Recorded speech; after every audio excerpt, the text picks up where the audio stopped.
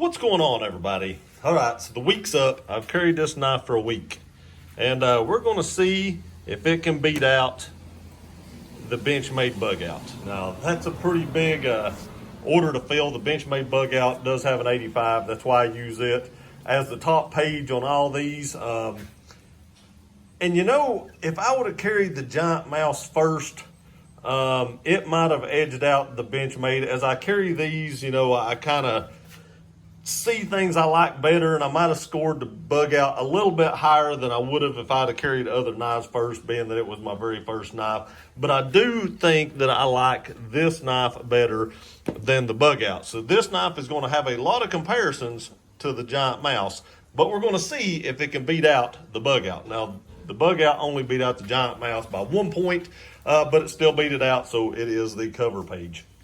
Still using my Hinderer pen so my paper don't blow away. So let's get on with it. Carried this thing for a week. It did a pretty good job. I still hate the lock.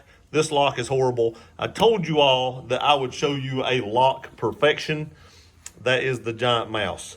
You see right there how they scalped this off, and you can see part of the lock. You can get in there to that. You can close it very, very easily. This knife was a pretty good knife to fidget with. If you look at this, the lock is almost recessed.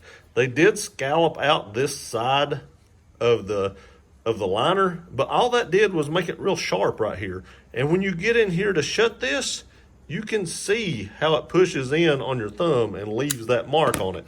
Also, another thing I didn't like about it was you can see how part of the spider hole is actually covered up, which kind of made it a little difficult at times if you're not paying attention to flip it open. It's nowhere near as good as like a pair of two. This thing is amazing to fidget with. So that is nowhere near good as a pair of two, which I still need to review. But let's get on with it. Those are some things I didn't like. I got to be honest with y'all. I told y'all on the other one, you should never meet your heroes. This was kind of a hero knife for me. I love the blade shape. I loved a lot about this knife until I got it in my hand, and the score may reflect that. So, carryability, 6. The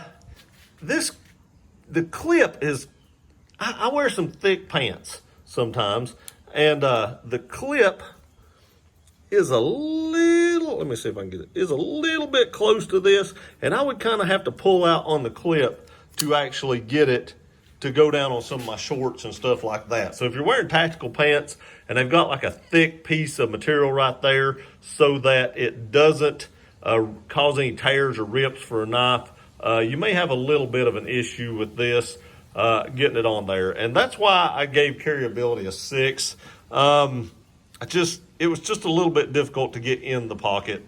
That's the only reason. Once it got in the pocket, it wasn't bad. I mean, it's not a very thick knife. It is kind of heavy, but it wasn't real thick. There is a few sharp edges on it, not crazy, but like inside here's a little bit sharp. But other than that, that's why I gave it a 6. I just didn't like how it was harder to get in and out of your pocket than other knives. Practicality, I gave it an 8. And the reason I gave it an 8, and I gave this an 8, this is better at EDC. Do some comparisons here. The Giant Mouse, also better at EDC. And the Spyderco Paramilitary 2, I believe, is also better at EDC, in my opinion. Now, that's not saying this didn't slice well. I just believe these did better at EDC. And the choil on the Giant Mouse right here, along with that flipper, kind of gives you a finger stop from sliding up on the blade, although I don't believe that's big enough to be a tactical knife.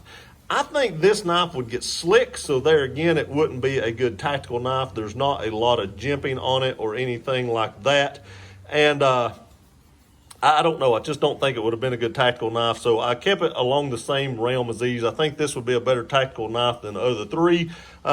But maybe not quite as good an EDC knife because the weight's a little bit heavier. Next is sliceability. It gets a 9.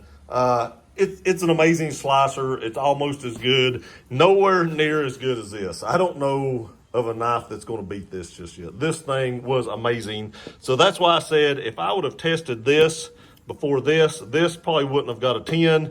This would have got a 10. This would have probably got a 9. This probably gets a 9 as well. It probably slices about as good as the Benchmade does, but not as good as the Ace Biblio. Holding edge is a 9. It does have that M4 steel, which is an amazing steel for holding an edge. But there again, I did find myself wiping this knife down a lot more than I did the other knives because that M4 will rust. So you have to make sure you keep it oiled so it doesn't rust. I hate to have a rusty bladed knife in my pocket pulled out and people think you don't take care of it. So I have an oiled cloth that I wipe down other things with, like firearms and stuff like that.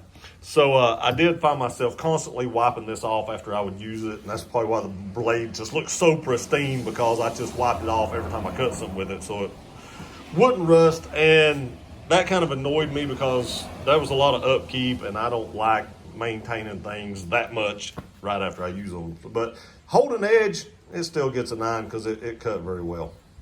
The warranty, I gave it an 8. Most knives are going to get around the 8 mark. Spyderco does have a great warranty, but like I said, unless you're like the old Uncle Henry knives, whereas if you lost it in the first year or two, you could just call them and tell them and they'd send you a brand new knife, that's a 10 warranty.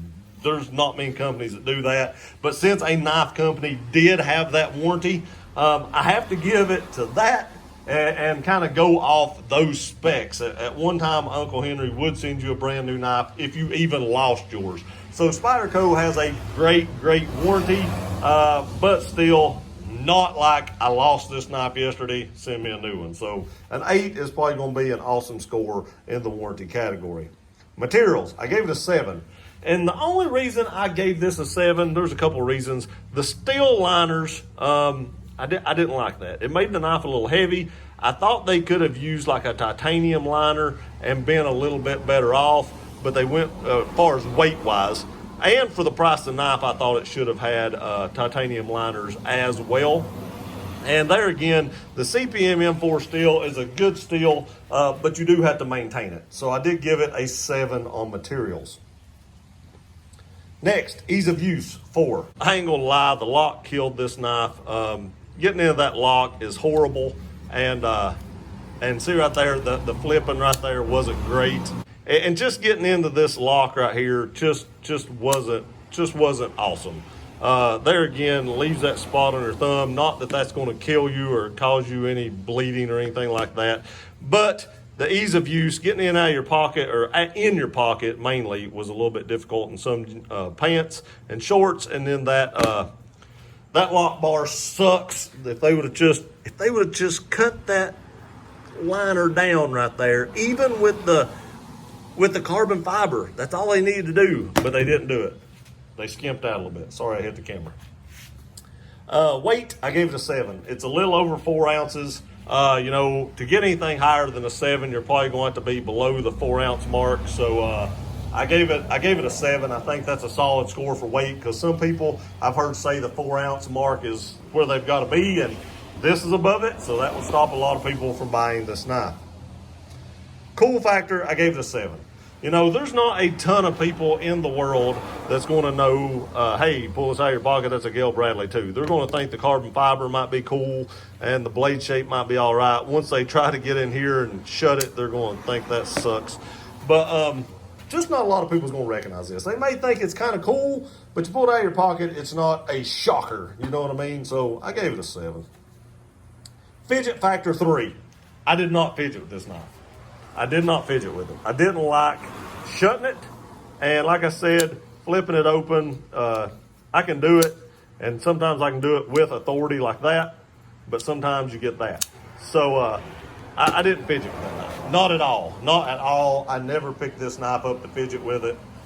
Just didn't. So it gets a 3 because I didn't like fidgeting with it. Your mileage may vary. And the final score is a 68. So of course it did not beat out the Bug Out or the Giant Mouse. Giant Mouse 84, Bug Out 85, the Gayle Bradley 2 68. This is the lowest scoring knife that I've had to date. Just didn't care for it that much. Like I said, sometimes you just shouldn't meet your heroes, and I was highly disappointed. Let me know what you think in the comments section. Do you agree with my score? I don't recommend this knife. I don't. I think the lock is why I don't recommend it.